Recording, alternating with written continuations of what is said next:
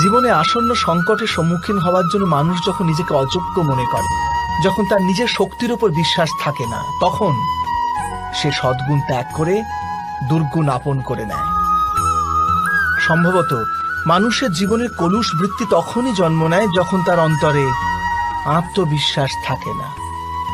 আত্মবিশ্বাসী শিষ্টের ধারণ করে। এই আত্মবিশ্বাস কাকে বলে?